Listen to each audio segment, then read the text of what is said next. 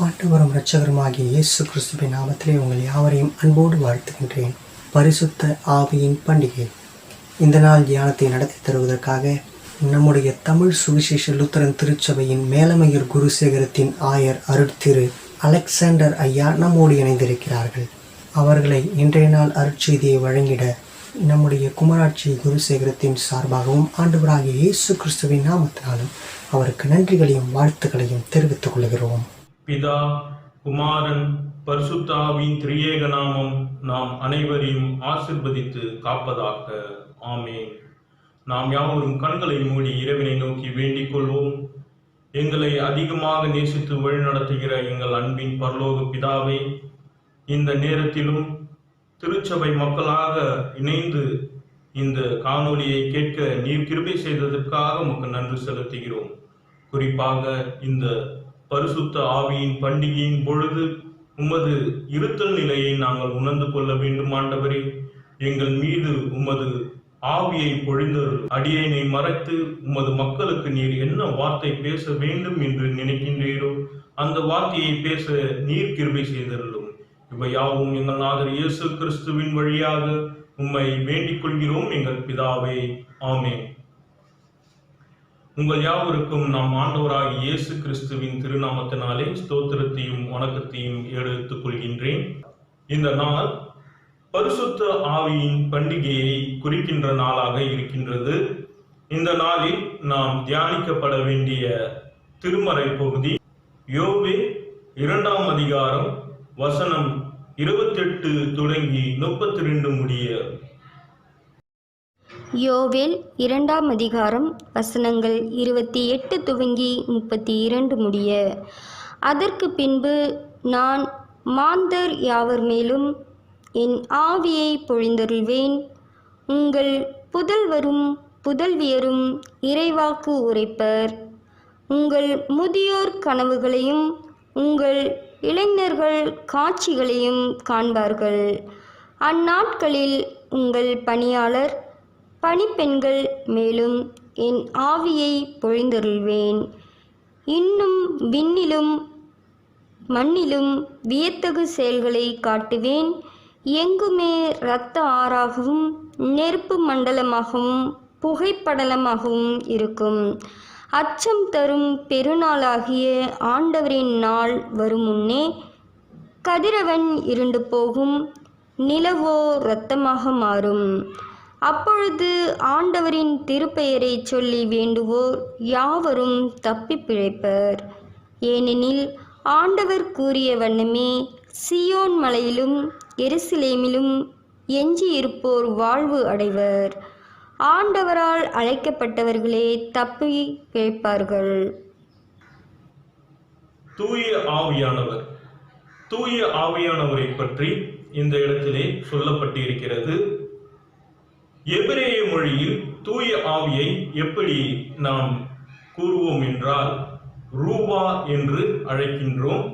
கிரேக்க மொழியில் பினேயுமா என்ற பதத்தை நாம் பயன்படுத்துகின்றோம்.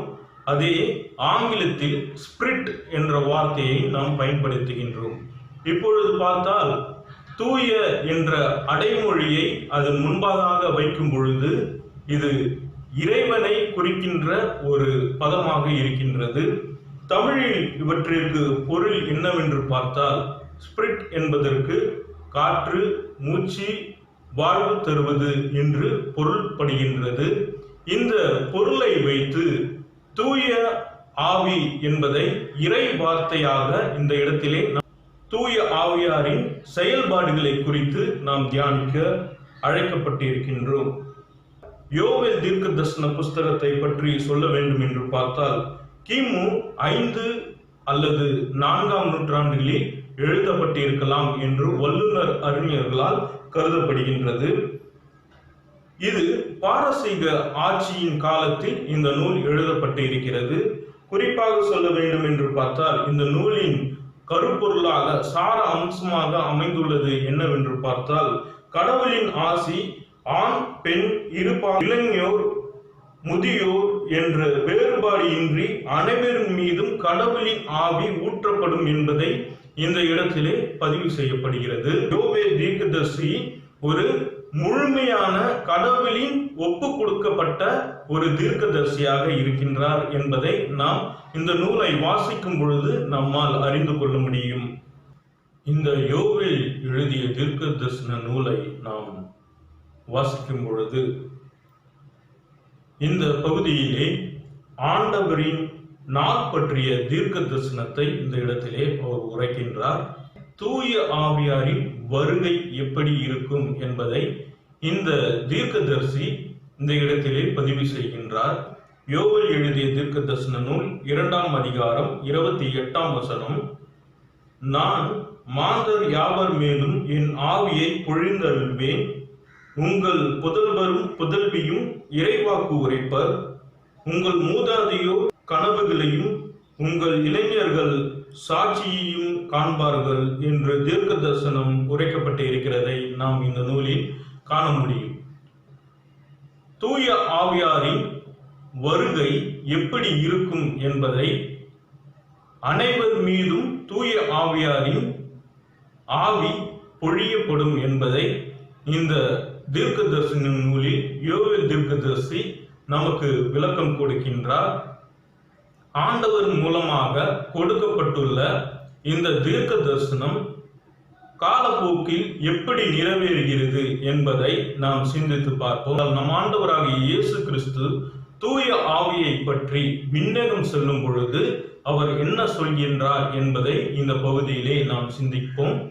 தூய ஆவியாரை பற்றி இயேசு கிறிஸ்துவின் வாக்குறுதி என்ற தலைப்பின் கீழாக இந்த பகுதியை நாம் சிந்திப்போம். அப்போஸ்தலர் எழுதிய நூல் 1ஆம் அதிகாரம் 5ஆம் வசனத்தை நாம் வாசிக்கின்றோம். இயேசு கிறிஸ்து இப்படியாக சொல்கின்றார், யோவான் தண்ணீரால் திருமுழுக்கு கொடுத்தார், நீங்களோ இன்னும் சில நாட்களில் தூய ஆவியால் திருமுழுக்கு பெறுவீர்கள் என்று இயேசு கிறிஸ்து கூறுவதை இந்த இடத்திலே நம்மால் வாசிக்க முடிகின்றது. யோவேல் தீர்க்கதரிசி சொன்னது போல புதிய ஏற்பாட்டில் இயேசு கிறிஸ்து அப்போஸ்தலர் நூலில் இப்படியாக பதிவு செய்கின்றார். அவர் விண்ணகம் ஏறுவதற்கு முன்பதாக இந்த வாக்குறுதியை அவர்களுடைய சீடர்களுக்கு அவர் கொடுக்கின்றதை நம்மால் காண முடியும். தூய ஆவியாரை நீங்கள் பெற்றுக்கொள்வீர்கள். அதாவது யோவான் தண்ணீரால் திருமுழுக்கு கொடுத்தார், நீங்களோ தூய ஆவியால் திருமுழுக்கு கொடுப்பீர்கள் என்ற வாக்குறுதியை நம் ஆண்டவராகிய இயேசு கிறிஸ்து இந்த இடத்திலே பதிவிருக்கின்றார். அவருடைய வாழ்க்கையில் அநேக காரியத்தை குறித்து அவர் என்னுடைய மக்கள் இப்படி இருக்கிறார்களே என்ற ஒரு வருத்தத்தோடு வாழ்ந்த நாட்களும் உண்டு. அவர் இஸ்ரவேல் மக்கள் அவர்கள் அனைவரும் மனமாற்றம் அடைய வேண்டும், மேசியா யார் என்பதை அவர்கள் முழு மனதோடு புரிந்து கொள்ள வேண்டும் என்ற ஒரு சிந்தையோடு அவர் வாழ்ந்த நாட்களை நம்மால் திருமறையில் வாசிக்க முடியும். அப்படியாப்பட்ட நாட்களில் உண்மையான மேசியாவை அவர்களால் பார்க்க முடியாத ஒரு சூழ்நிலை. இந்த சூழ்நிலையை மாற்றி அமைக்கின்றது இந்த தூய ஆவியாரின் வருகை. எப்படி என்பதை நாம் சிந்திப்போம். தூய ஆவியாரின் வருகை, அதாவது யோவேல் தீர்க்கதரிசி சொன்னது போல அப்போஸ்தலர் 2ஆம் அதிகாரத்தில் 1 வசனத்தில் இருந்து நாம் பார்த்தால் தூய ஆவியாரின் வருகையை குறித்து தெளிவாக அந்த இடத்திலே நமக்கு கொடுக்கப்பட்டிருக்கிறது. தூய ஆவியாரின் வருகை எப்படி இருக்கும், அந்த வருகையின் பொழுது என்ன என்ன நிகழும் என்பதை அந்த இடத்திலே நம்மால் காண முடியும்.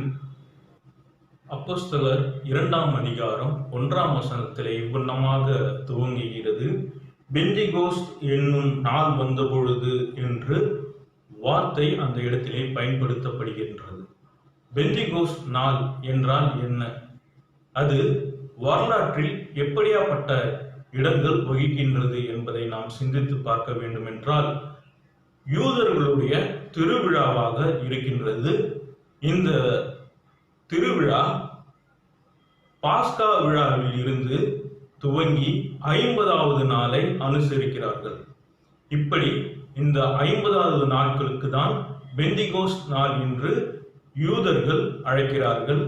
இந்த பெந்திகோஸ்த் நாள் அன்றுதான் இந்த தூய ஆவியாரின் வருகை நிகழ்கின்றது. குறிப்பாக சொல்ல வேண்டும் என்று பார்த்தால், அறுவடையின் நாளாக அந்த நாள் இருக்கின்றது. யூதர்களின் அறுவடையின் நாளாக அந்த நாளை அனுசரிக்கிறார்கள். அப்படி அந்த பாஸ்கா விழாவை அடுத்து வருகின்ற 50வது நாளை பெந்திகோஸ்ட் நாள் என்று அவர்கள் அழைக்கின்றார்கள். அந்த நாளிலே அவர்கள் அனைவரும் ஒருமித்து கூடுகின்றார்கள். அப்படி கூடும் பொழுது அவர்களுடைய வாயின் வார்த்தைகள் மாறுகின்றது, அவர்களுடைய பாஷைகள் மாறுகின்றது. பற்பல நாட்டவரும் பற்பல இனத்தவரும் அந்த இடத்திலே கூடியிருக்கும் பொழுது அவர்கள் பற்பல பாஷைகளை பேசுவதை அந்த இடத்திலே நம்மால் காண முடிகிறது. இன்றைய நாளிலும் பெந்திகோஸ்த் திருச்சபைகள் அநேகம் இருக்கின்றது. அந்த திருச்சபைகளிலே பேசுகின்ற பிற பாஷைகளை குறித்து நாம் அநேக கேள்விகளை எழுப்பிக் கொண்டு இருக்கின்றோம். இப்படி தூய ஆவியாரின் ஆட்கொள்ளுதல் என்பது தன்னுடைய தனிப்பட்ட வாழ்க்கையில் தனிப்பட்ட முறையில் அதை நாம் புரிந்து கொள்ள வேண்டும். நம் ஆண்டவராகிய இயேசு கிறிஸ்து சொன்ன வார்த்தை, நீங்கள் கேட்கிறவற்றை நான் தருவேன், எவன் ஒருவன் கேட்கிறானோ அவன் பெற்றுக்கொள்வான் என்ற வார்த்தையை அவர் சொல்கின்றார். இன்றைக்கு நாம் தூய ஆவியாரின் உணர்தலும் பற்பல பாஷைகள் பேசுகின்ற உணர்தலும் நாம் எப்படி பார்க்கிறோம் என்றால், நாம் அது ஒரு கேள்விக்குறியான ஒரு பார்வையிலே நாம் அதை பார்த்து கொண்டிருக்கின்றோம்.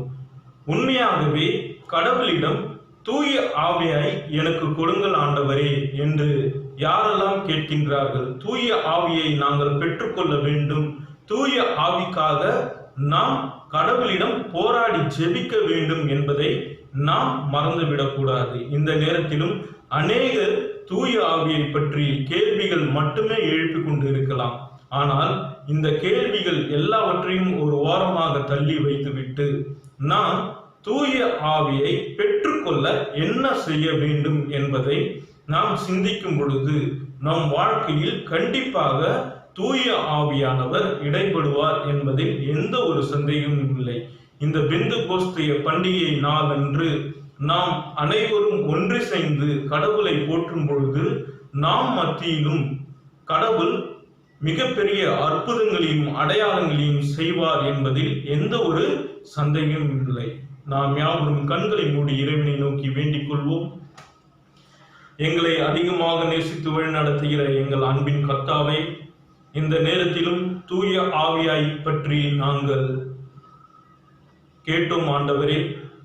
தூய ஆவியை நாங்கள் பெற்றுக்கொள்ள நாங்கள் என்ன செய்ய வேண்டும் என்பது எங்களுக்கு தெரியாது. இந்த காலகட்டத்திலும் நாங்கள் தூய ஆவியை பெற்றுக்கொண்டு உமக்கு உரிய பிள்ளைகளாக நாங்கள் வளர நீர் எங்களுக்கு உதவி செய்யுங்கள். எங்கள் தலையை எண்ணெயால் அபிஷேகம் பண்ணி தூய ஆவியாரின் வழிநடத்துதலின் மூலமாக எங்களை நீர் வழி நடத்துங்கள். ஆமாண்டவரே, உமது மக்களுக்கு நீர் என்ன சொல்ல வேண்டும் என்று நினைத்தீரோ அந்த வார்த்தையை பகிர்ந்து கொள்ளுங்கள். அவர்கள் மத்தியில் நீர் பேசுங்கள். தூய ஆவியாய் பற்றி அவர்கள் நினைக்கும் பொழுது பேசும் பொழுதும் அவர் மத்தியில் நீர் வாசமாய் இருங்கள் ஆண்டவரே. குறிப்பாக இந்த காணொலியை காண்கின்ற ஒவ்வொரு பிள்ளைகளையும் உமது பாதத்திலே வைக்கின்றேன். அவர்கள் அனைவரையும் நீர் ஆசீர்வதித்து நீரே வழிநடத்த வேண்டும் என்று எங்கள் நாதர் இயேசு கிறிஸ்துவின் வழியாக உம்மை வேண்டிக் கொள்கிறோம் எங்கள் பிதாவே, ஆமென். பரமண்டலங்களில் இருக்கிற எங்கள் பிதாவே, உம்முடைய நாமம் பரிசுத்தப்படுவதாக, உம்முடைய ராஜ்யம் வருவதாக, உம்முடைய சித்தம் பரமண்டலங்களிலே செய்யப்படுகிறது போல பூமியிலேயும் செய்யப்படுவதாக. அன்றன்று வேண்டிய ஆகாரத்தை இன்று எங்களுக்கு தாரும். எங்கள் கடனாளிகளுக்கு நாங்கள் மன்னிக்கிறது போல எங்கள் பாவங்களை மன்னித்தள்ளும். எங்களை சோதனைக்கு உட்பட பண்ணாமல் தீமையை ரட்சித்தள்ளும். ராஜ்யமும் வல்லமையும் மகிமையும் என்றென்றைக்கும் உம்முடையவைகளே, ஆமீன். இதோ உலகத்தின் கடைசி பரியந்தம் வரைக்கும் சகல நாட்களிலும் நான் உங்களோடு கூட இருக்கிறேன் என்று சொன்ன நம்முடைய ஆண்டவராகிய இயேசு கிறிஸ்துவின் கிருபையும் பிதாவாகிய பராபரனுடைய அன்பும் பரிசுத்தாவினுடைய ஐக்கியமும் ஆசீர்வாதமாய் நடத்தலும் இன்றும் என்றும் நம் அனைவரோடும், குறிப்பாக இந்த நேரத்தில் இந்த காணொலியின் வாயிலாக நம்மோடு இணைந்திருக்கின்ற ஒவ்வொரு இறை பணியாளர்களோடும் கூட இருந்து ஆசீர்வதித்து பலப்படுத்தி காப்பதாக. ஆமீன். என் ஆத்மாவே கர்த்தரை ஸ்தோத்திரி, என் முழுவலுமே அவருடைய பரிசுத்த நாமத்தை ஸ்தோத்திரி. என் ஆத்மாவே கர்த்தரை ஸ்தோத்திரி, கர்த்தர் செய்த சகல உபகாரங்களை மறவாதே. ஆமேன். சுவாமி கிருபையாயிரும். கிறிஸ்துவே கிருபையாயிரும். சுவாமி கிருபையாயிரும். ஆமேன். கர்த்தாவின் தெய்வீக சமாதானம் நம் அனைவரோடு எப்பொழுதும் எல்லா நாட்களிலும் என்றென்றும் நிலைத்திருப்பதாக. ஆமேன். பராபரனுக்கு ஸ்தோத்திரம்.